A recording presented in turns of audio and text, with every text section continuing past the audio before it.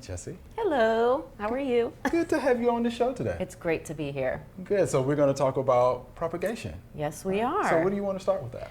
Well, so we're standing here in the Plant Propagation Center, and we do a lot of propagating here at Lichterman. We do by cutting, by division, but our favorite thing to do is seeds. Seeds, okay. So I'm going to show you one method and maybe two. We might cross over a little bit.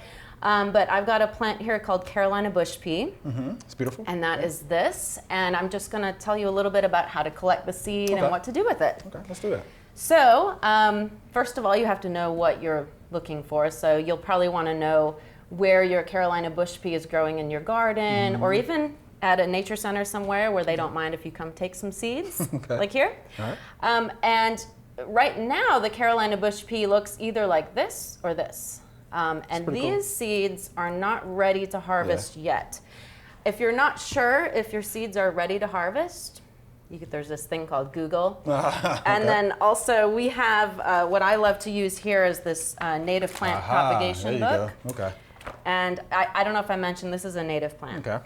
So I will look it up in our little book here, and it will tell me exactly when I need to start looking for these seeds. Okay. So the botanic name of this is Thermopsis villosa. Ah, sounds good. Yeah, it says it's closely related to Baptisia, Familiar with that. the lupin. So it says collect seeds when pods are splitting and seeds are brownish, late June to July. All So right. we're going to look for something like this. And then sometimes you want to use the internet too to figure out what the seed actually is. Some people might think this whole thing is a seed. It's not. The seed will be inside of there. And that's important to know. Right, so I'm going to just tap this. Oh, that's all you have to do, huh? And we're going to get some seeds out of here. So it's tiny seeds. Yeah, they actually look like tiny little beans. Yeah. Tiny little kidney beans. And you can manually open up each of these. They're almost like a little pea pod. And get your seeds out. Now this was one left over from last year. So it may not have as many seeds as we're looking for. Luckily, we have plenty of seeds that we've stored here. My volunteers have collected and labeled. So this was just sort of to show you how to get your seeds. Okay.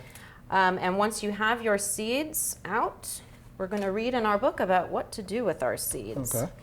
So if we want to store them, which we've done here, you're going to store them at 40 degrees dry. So 40 degrees dry. Okay. Right. I don't know what the refrigerator is exactly, refrigerator? but it's probably around 40 degrees. So we store those in there, and then when you want to try sowing your seeds, this book says give them a boiling water soak and or scarify gently with sandpaper. Okay. Or you can soak in tepid water for 12 hours with the Scarifying. Okay. So what is Scarifying? Let's talk about that for a second. Good question. Scarifying is breaking the seed coat, the hard seed coat on a seed. So most seeds have a pretty tough outer coating on them. And the reason they have that is in general, they're going to be dormant until the conditions are right in nature for them to break their dormancy. Got it. So a hard seed coat would allow something that's a perennial to make it through the winter and not start growing in the middle of the winter. So the conditions, the freezing, the wet, the cold, over time would break down that seed coat. And when it starts to warm up in the spring is when the seed would be triggered to germinate. Ready to go. Start growing. Got So it. pretty much all we're doing is simulating that. Got it. Okay. So we're going to try and speed it up. All right. So those are some real small seeds to do that. they are, and so some people, I'm just not that good, but some people would take a tiny little tool and nick the seed coat. I wouldn't just be that enough. good. I'm not that good either. And this actually just says to use sandpaper, so you could do either. There's a lot of trial and error with these seeds. Sure. So, but we've had success with the sandpaper method and the soaking method. So I'm going to pour these seeds into here on my sandpaper, and I've got some from the seed pod too. And I just have 2 pieces. I don't think it really matters what grade or whatever it is. Whatever they call it, grade or course or something like that. Yeah. All you're looking for is basically when that shiny coat is sort of dull. Okay. That's when I know they're probably ready to go. So I'm going to do this. You can see it's kind of dull now. See a little bit. Yeah, okay. We're just weakening that seed coat. Wow, that's tedious. So next step, we are going to put these in some water. It can just be room temperature. I tend to not do the boiling water. Some people love it. I don't really think they need it. I think they just need to soak a bit. So normally we would pour these in here, but what I've got here are some that have already been soaking for about 12 hours. Okay, 12 hours. So we're going to start with these next. Okay.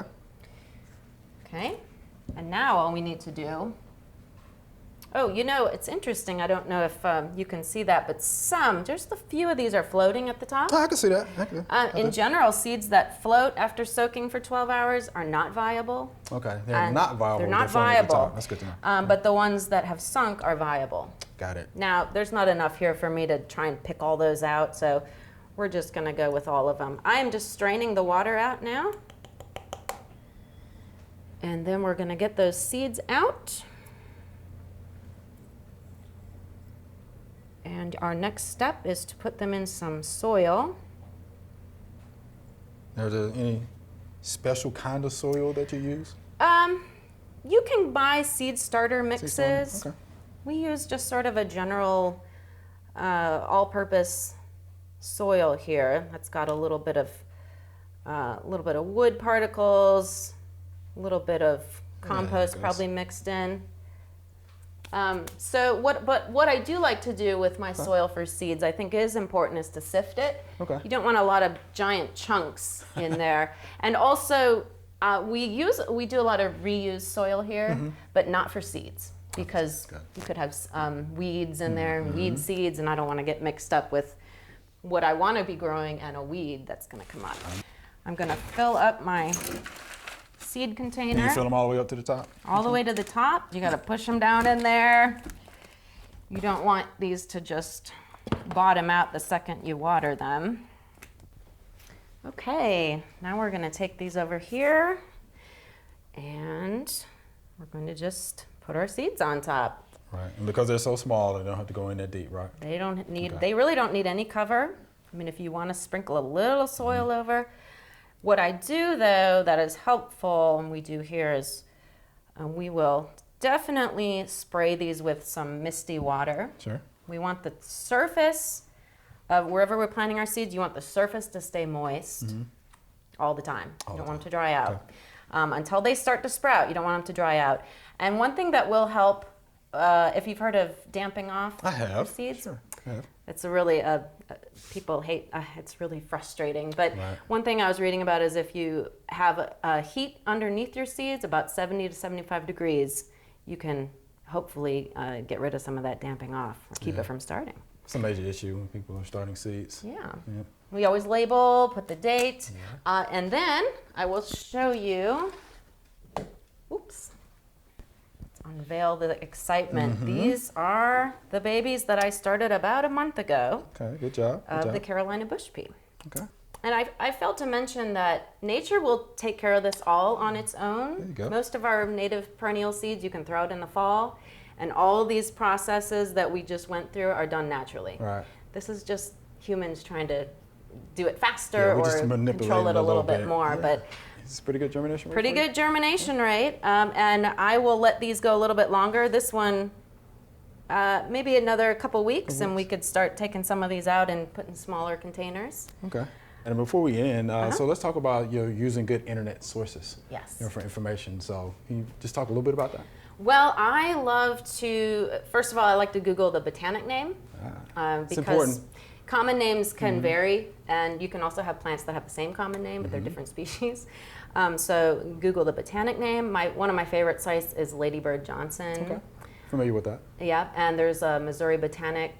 Definitely familiar with that one. Yeah, and of course USDA will tell you a native map range if you're really wanting to be specific about, is my plant native to my county even? You can find that kind of stuff out. So. Good deal. Yeah. Well, Jess, we appreciate that. Yeah, thank you so much. Thank you much. Thank you much. Thanks for watching the video. If you enjoyed it, please click the subscribe button below.